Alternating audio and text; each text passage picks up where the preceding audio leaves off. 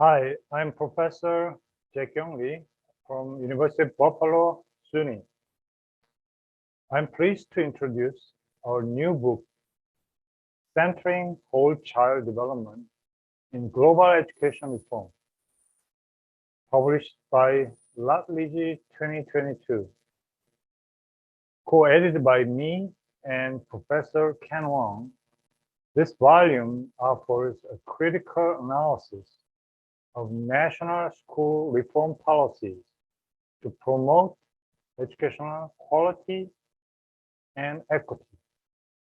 In light of Sustainable Development Goals, this book identifies common challenges across the global North and South, including Africa, Asia, Europe, and America.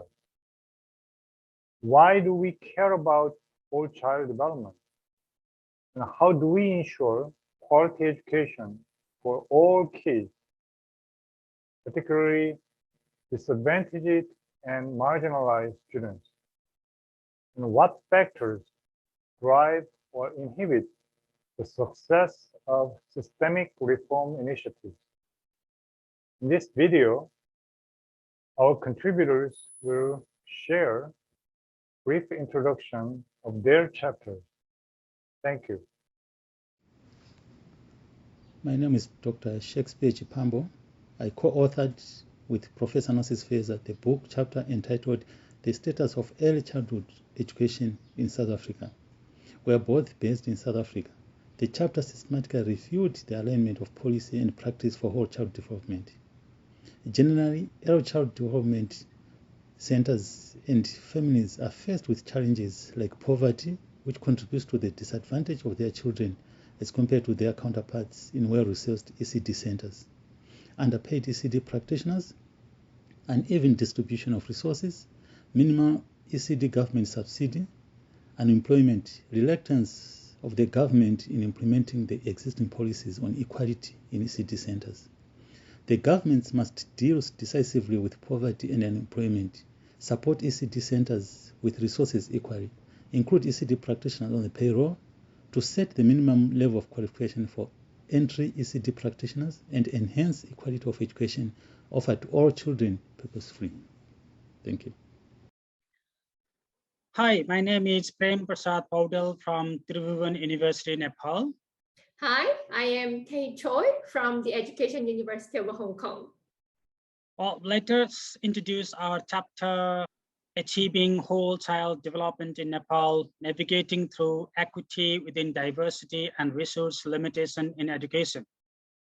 To provide the background, Nepal has made significant progress in increasing public literacy, educational equity, and access to quality education.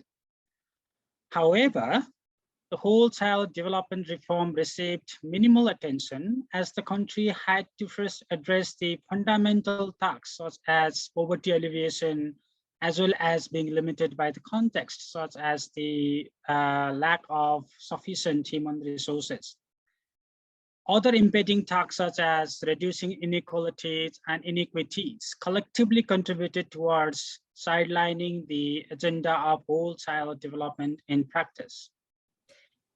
These findings point at the complex interrelationship between concurrent policies and the importance of the contextual features on any policy initiatives.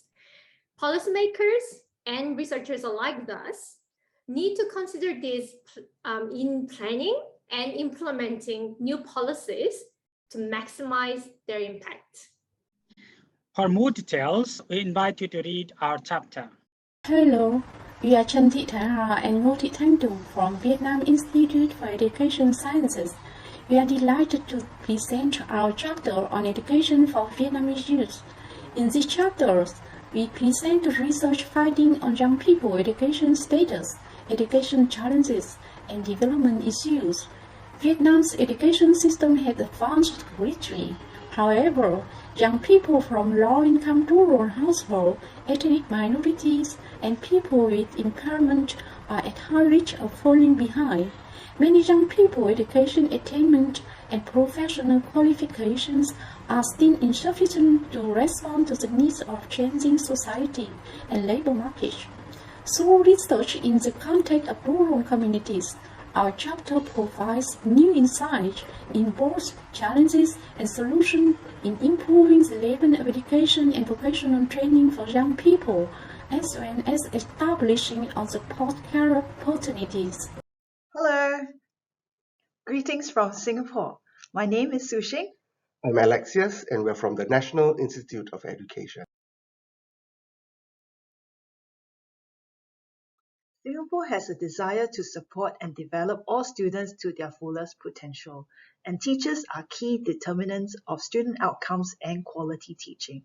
A one-size-fits-all approach to professional learning needs to change because schools play key roles in adapting practices for students' needs.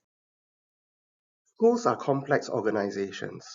For policy changes to take place, contextual factors such as students, teachers, and school structures need to be considered. By strengthening teacher leaders and promoting teacher agency, we create a supportive environment for professional learning. Singapore's education system is evolving. The system is reconceptualizing education success. It encourages students and schools to nurture life skills and the joys of learning. As the system redefines education success, teacher professional learning similarly shifts to recognize teachers' interests, strengths, and collaborations. Teachers take ownership and grow professionally. Thank you. My name is Daekwon Park from Yeongju University, Seoul, Korea. Our chapter addresses the topic of a free semester program that is Korea's recent education endeavor to expand whole child development. Korea's education authorities implemented the FSP at middle school, grades 7 to 9, and expanded to yearly program despite the administration change from conservative to progressive party. FSP was expected to respond effectively to long-standing notorious rote education and to bring harmonious and equitable development of middle schoolers in Korea.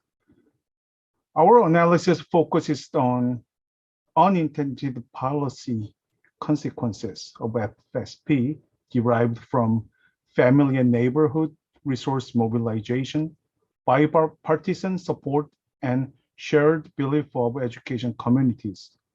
Those factors have been considered as a positive or bright side, but we show different perspective. I wish you enjoyed our findings and contentious arguments. Thank you very much. Hi, I'm Jae-kyung Lee from the University of Buffalo, and co-author Mong-Chen Su from University of Minnesota. Our chapter is about the changes and impact of American education policy. Under the No Child Left Behind Act, education policies narrowly focused on academic achievement as measured by test scores, often ignoring other important goals, such as socio-emotional well-being and skills. The Every Student Succeeds Act allowed the states to redesign school accountability with non-academic measures. However, standards-based reform alone will not improve the education of disadvantaged children, particularly in schools with high levels of poverty and racial inequalities. In this chapter, we demonstrated why and how protective environment matters for children, calling for systemic cross-sector reform across education, health, and welfare. Whole child and youth development is a global aspiration that faces many challenges and opportunities. The whole child agenda departs from the existing structure, policy, and practice. Given the agenda's promise of systemic impact, this chapter highlights some of the key policy lessons from the 9 case study chapters in this book. Factors that contribute to the whole child agenda include shared commitment by policy and political leaders, robust training for educators, adequate resources to support pre-primary through secondary level learning, clear monitoring system, inclusionary practice, and cross-sector collaboration. Collectively, the 9-country case study suggests that nations are likely to adopt their own pathways to reach their whole child development agenda. In a growingly globalized environment, learning and sharing across countries will substantially shorten the startup phase of new whole child education initiatives. Ultimately, holistic education is shaped by each country's own culture, history, and people. By 2030, while the UN Sustainability Development Goals in education may not be fully met, the quality, diversity, and magnitude of the whole child development initiatives will become prominent across many countries.